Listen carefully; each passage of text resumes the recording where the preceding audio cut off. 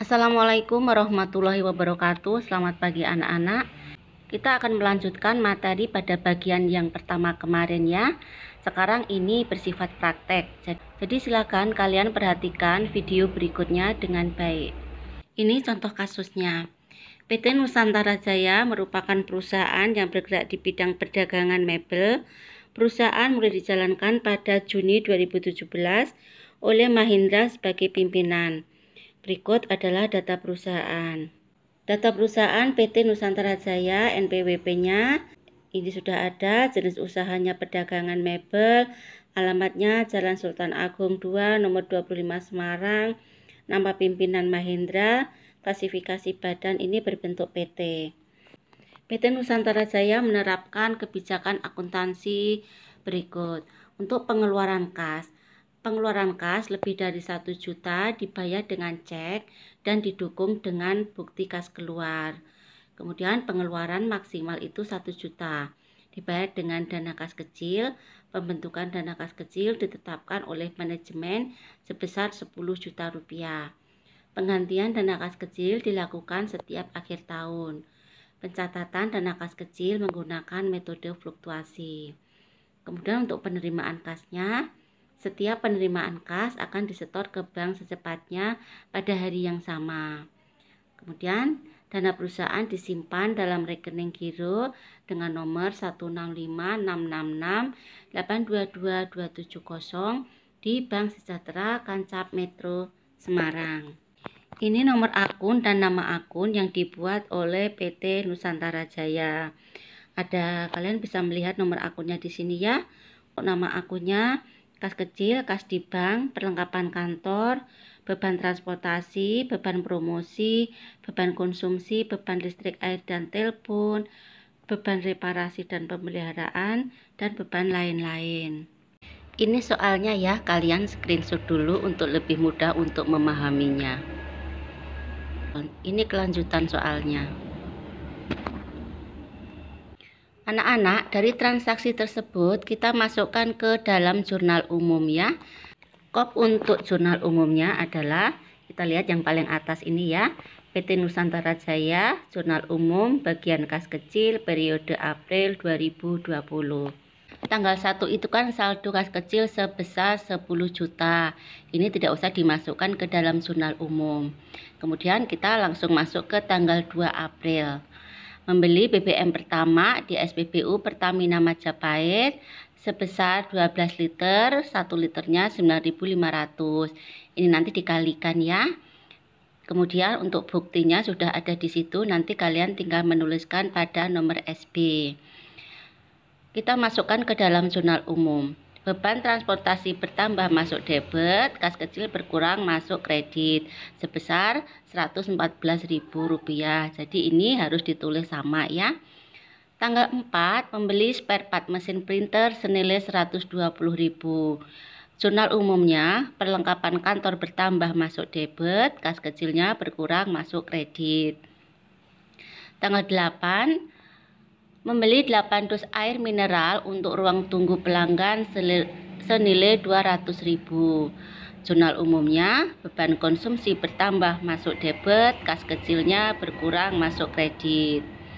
Tanggal 8 juga membeli makanan ringan di Swiss House untuk rapat sebesar Rp500.000.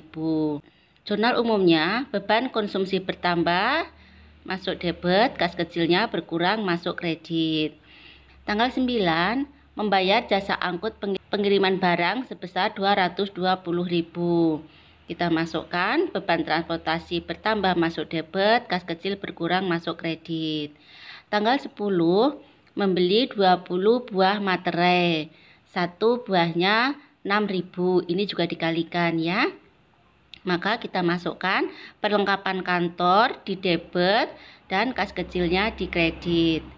Tanggal 10 juga membeli BBM pertama di SPBU Pertamina Ungaran sebesar 20 liter kali 9.500. Kita masukkan beban transportasi bertambah masuk debit, kas kecil berkurang masuk kredit. Tanggal 13 membeli 20 buah spidol board marker dengan harga 7.500. Ini dikalikan juga ya. Kemudian kita masukkan perlengkapan kantor bertambah masuk debit, kas kecil berkurang masuk ke kredit. Tanggal 13 juga membeli makanan ringan untuk rapat karyawan senilai Rp200.000. Kita jurnalkan beban konsumsi bertambah masuk debit, kas kecil berkurang masuk kredit. Tanggal 14 membeli BBM pertama di SPBU Pertamina Pamularse 25 liter kali 9.500. Kita masukkan beban transportasi bertambah masuk ke debit, kas kecil berkurang masuk ke kredit. Tanggal 16 membeli ATK di toko HN Putra sebesar 196.000 dengan perincian 20 snel hektar, satu buahnya 5.000, ini dikalikan ya, sama dengan 100.000, 12 pensil, satu bijinya 8.000, ini juga dikalikan. Jadi totalnya 196.000. Kita masukkan ke dalam jurnal umum. Perlengkapan kantor bertambah masuk ke debit, kas kecil berkurang masuk ke kredit. Tanggal 18 pembayaran biaya servis untuk kendaraan kantor sebesar 200.000. Kita masukkan beban reparasi dan pemeliharaan bertambah masuk debit, kas kecil berkurang masuk kredit. Tanggal 20 membayar biaya servis untuk mesin printer 250.000. Jurnalnya beban reparasi dan pemeliharaan masuk debit, kas kecil berkurang masuk kredit. Tanggal 22 membeli beberapa perlengkapan untuk keperluan kantor sebesar 252.000. Kalian bisa melihat rinciannya ya, masing-masing itu dikalikan. Jadi totalnya 252.000. Kita masukkan perlengkapan kantor bertambah masuk ke debit, kas kecil berkurang masuk ke kredit. Tanggal 23 pengisian kembali dana kas kecil sebesar 2.949.500. Kita masukkan kas kecil bertambah masuk ke debit, kas berkurang masuk ke kredit sebesar 2.949.500. Ini adalah catatan mutasi dana kas kecil dari PT Nusantara Jaya ya. Formatnya ada tanggal, nomor bukti, mutasi debit kredit, dan akunnya ada 7.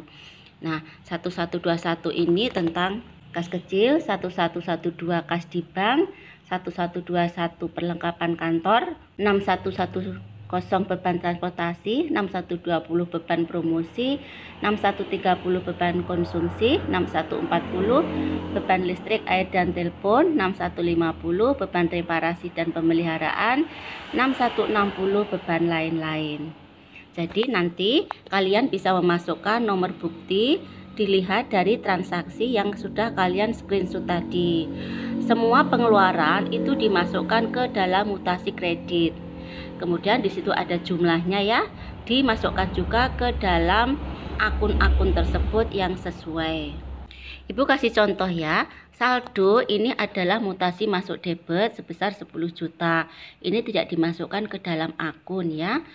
Tanggal 2 ini tentang membeli BBM. Maka ini termasuk pada beban transportasi dan akunnya adalah 6110. Maka uang 114.000 ini dimasukkan ke mutasi kredit dan dimasukkan juga ke dalam akun 6110. Kemudian tanggal 4 ini perlengkapan kantor ya. Kodenya adalah 1121. Kita masukkan ke dalam mutasi kredit dan dimasukkan ke akunnya. Tanggal 8 ini beban konsumsi ya, ditulis ke kredit dan akunnya 6130. Tanggal 8 juga ini beban konsumsi juga ya, dimasukkan ke kredit dan akun 6130. Kemudian tanggal 9 ini beban transportasi masuk ke kredit juga, kemudian nomor akunnya 61110.